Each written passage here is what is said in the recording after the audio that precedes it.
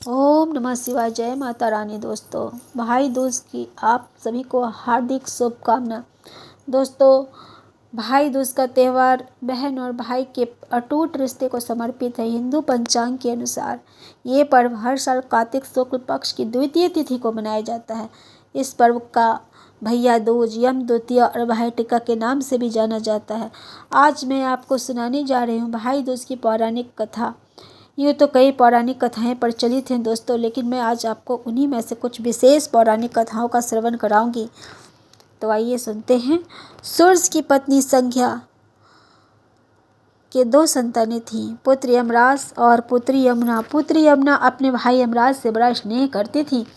यमुना यमराज को अपने घर आने के लिए आमंत्रित करती थी, लेकिन व्यस्तता के कारण यमराज उनके घर न जा पाते थे।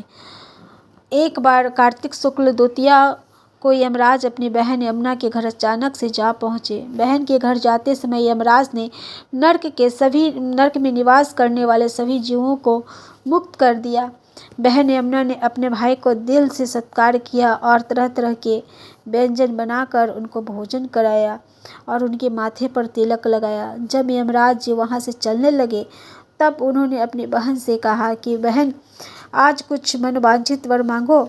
ईश्वर यमुना जी ने कहा कि भैया, आज के दिन आप मुझे यह वर दीजिए कि आप हर वर्ष इस दिन मेरे घर आएंगे, और आज के दिन जो बहनें अपने भाई को तिलक लगाएंगी, और मुझे यह भी वचन दीजिए कि आज के दिन जो भाई अपने बहनों को तिलक लगाएंगी उनको आपका भय न होगा।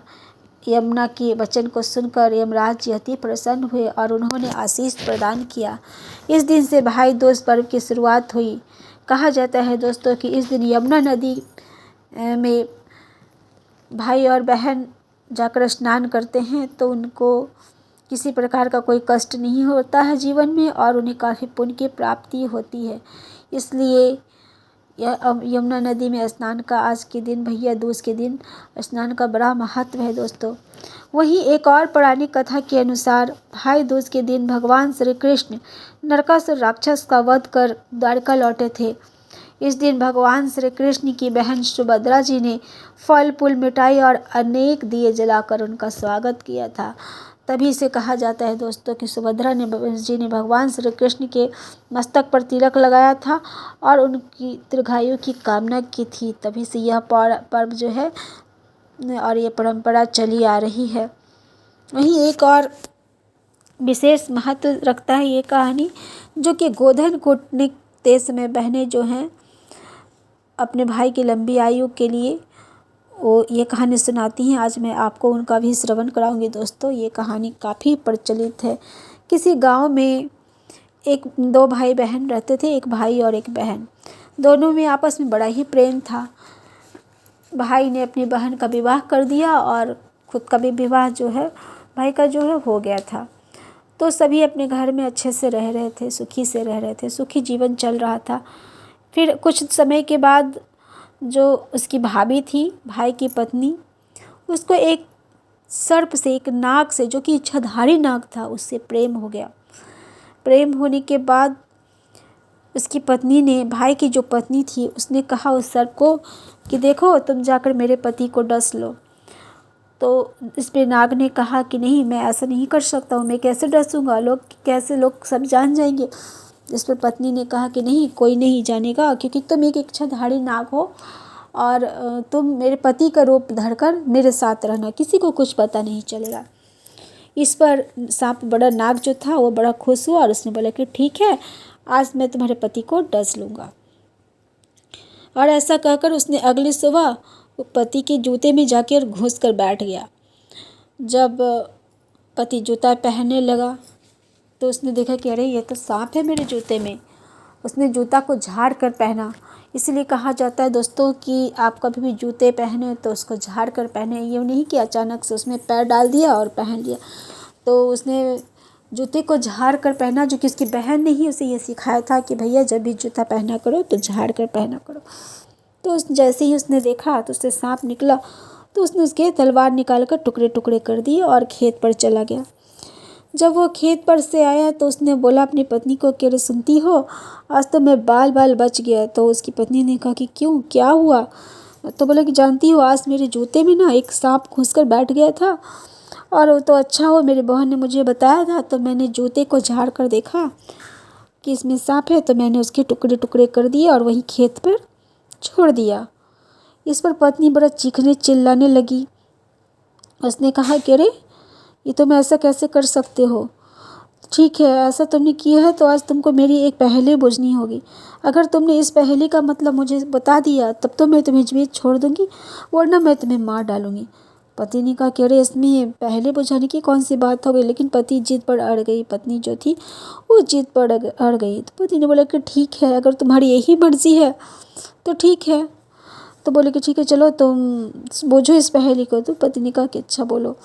तो उसने कहा कि पिया पिया कड़ीला, पिया का पिसाए, कुछ खटिया कुछ मचिया, कुछ फुकती कुछ दिया, कुछ फोड़ा कुछ उसरा।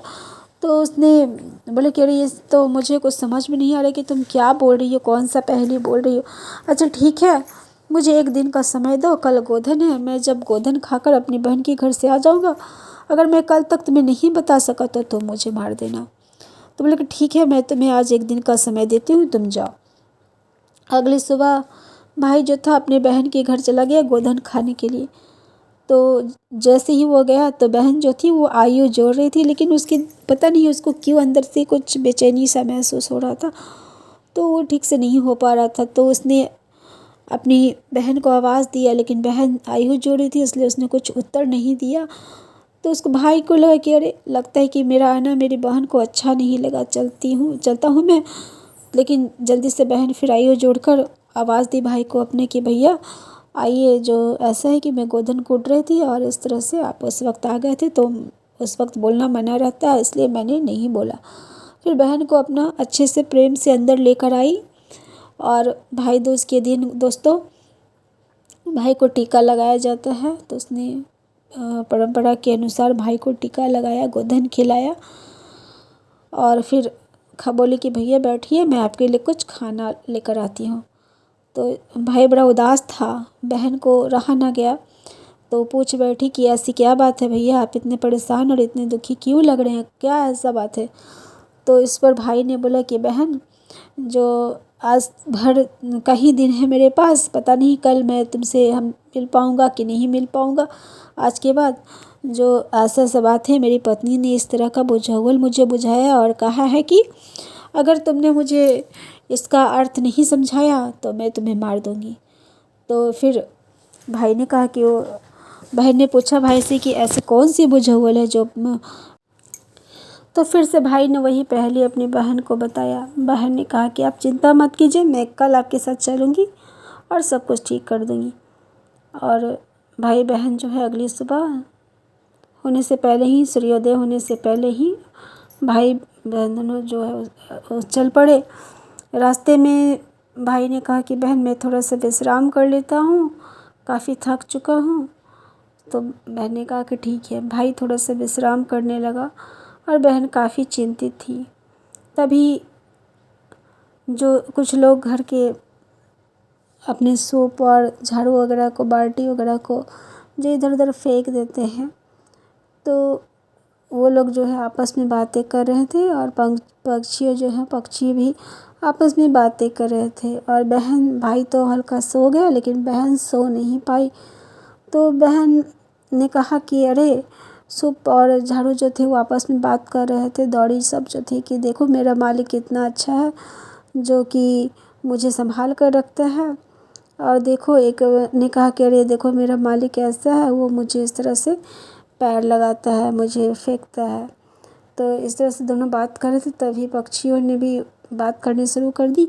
और बहन जो थी ये सारी बातें उनके नीचे, पेड़ के नीचे बैठकर सुन रही थी कि देखो ये बेचारा भाई बहन जो हैं वो राही जो हैं यहाँ पेड़ के नीचे विश्राम कर रहे हैं, और इसकी भाभी ने एक सांप को जो है उसकी भाई ने मार दिया था। जो सांप का 7 टुकड़े जो है वो लाकर कुछ बालों में, कुछ तकिए के नीचे, कुछ 7 जगह जो है वो छुपा लिया है, और इसके भाई से बूझने के लिए कहा है। बेचारा कैसे बूझेगा?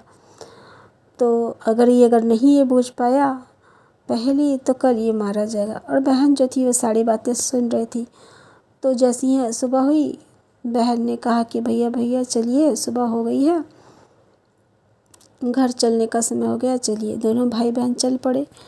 तो जैसे ही बहन घर पहुंची, उसने कहा कि जो कौन सी पहेली जो तुमने मेरे भाई को बुझाया है, सो मुझे भी बुझाओ, मैं भी तो देखूं।